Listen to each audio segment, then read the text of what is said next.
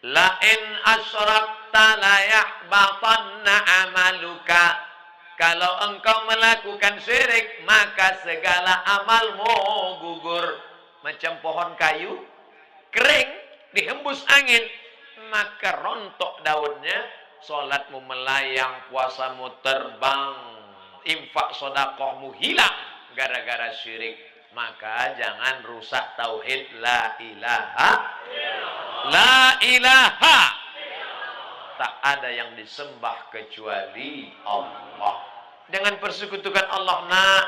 Ini mentang-mentang orang hebat, terkenal, pejabat, berkuasa, orang kaya, gayanya pede, luar biasa. Kenapa dia pede? Rupanya bukan bersandar kepada Allah, tapi karena ada rantai bagi.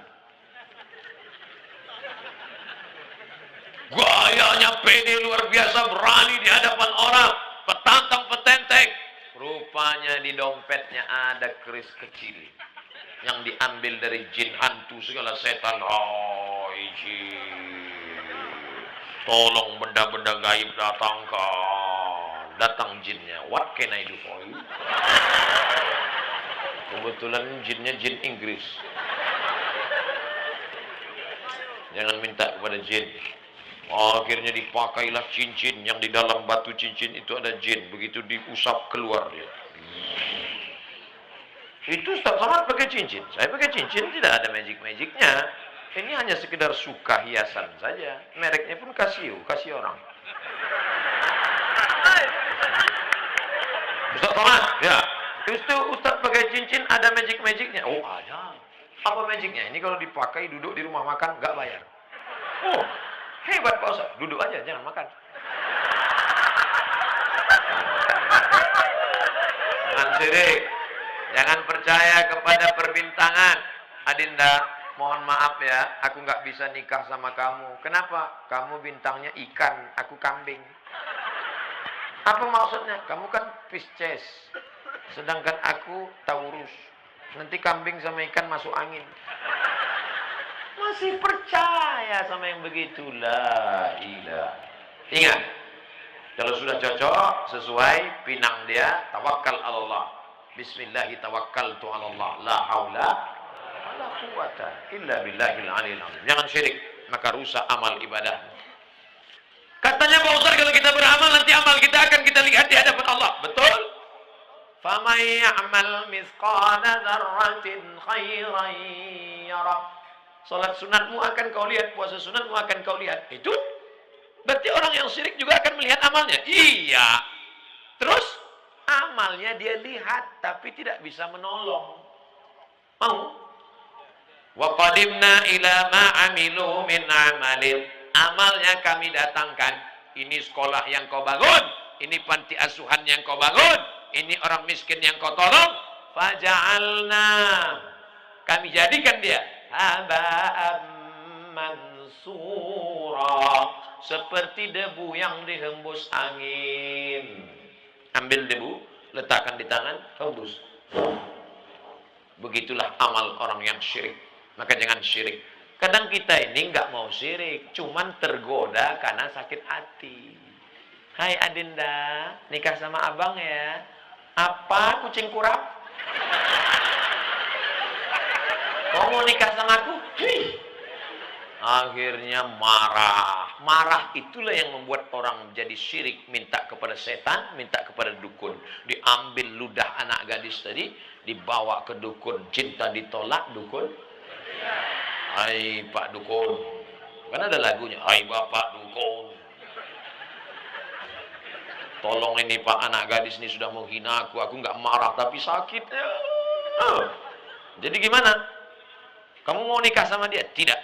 Najis nikah sama dia. Terus tolong buat dia tidak nikah sampai mati. Akhirnya Pak Dukun mengambil paku, dipakukannya ke pohon duku. Selama duku ini tidak mati, maka dia tidak nikah-nikah. Waduh, kan kasihan itu.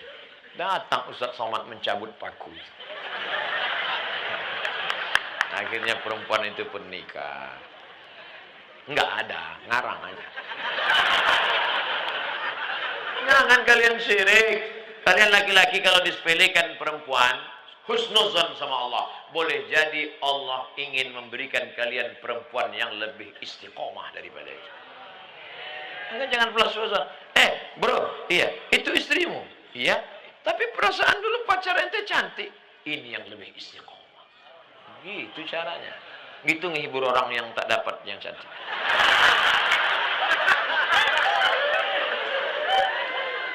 Seperti pergi ke dukun.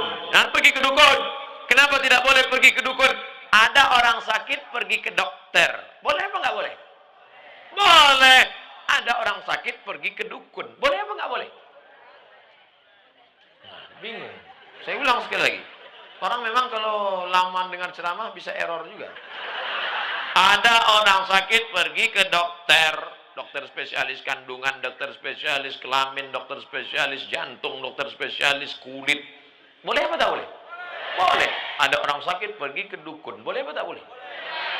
Apa bedanya? Dukun sama dokter kan sama-sama D.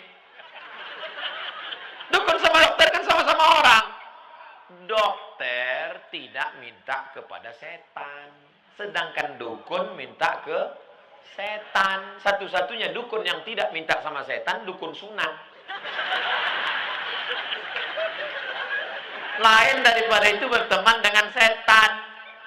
Setan itu dulu teman kakeknya. Kakeknya meninggal, setannya hidup. Datang ke bapaknya. Bapaknya meninggal, setannya hidup. Datang ke dia. Maka jangan heran orang bisa berteman sama setan, setan yang dulu. Oh, aku adalah teman kakekmu dulu. Andai datang setan ke saya, aku adalah teman kakekmu dulu. Aku ingin berteman denganmu, hai Abdul Somad. Gak perlu, bro. Gak perlu. Najis teman sama ente. Memangnya teman ente banyak? Temanku sudah banyak. Berapa? Itu follower Instagram 6,2 juta. Saya cuma mau ngasih tahu aja. Oleh sebab itu maka jangan berteman dengan setan. Orang yang berteman dengan setan ada dalam Al-Quran Pak Ustadz. Juz 29. Nama suratnya surat Al-Jin. Ya'udhuna birijalin minal jin. Ada orang yang berteman dengan setan. Fazaduhum rahaqa. Mereka semakin jauh dari Allah. Yang malam ini masih ada hubungan dengan setan, putuskan. MOU, Memorandum of Understanding between me and you. Waktu di Mina melontar setan pakai batu. Bismillahirrahmanirrahim. Bismillah. Coba tengok di bawah itu. Nanti kalau pergi umroh coba tengok. Di bawah tempat melontar jumroh bukan cuman batu, payung pun ada. Ada orang saking marahnya sama setan, sendalnya dibuka. Setan, kau dulu yang bodoh. Begitu pulang ke kampung, lanjut lagi hubungan sama setan. Kata setan, aku bingung nengok aja. Kemarin waktu di Mina, enteng melentar setan sampai ke setanan. Sekarang ente yang melanjutkan hubungan ini. Ente serius, kata setan. Maka jangan rusak hubungan kita. Makanya kita serahkan semuanya kepada Allah. Inna salati wa nusuki wa mahyaya wa mamati lillah la syarika lahu wa bidzalika umirtu wa ana minal muslimin.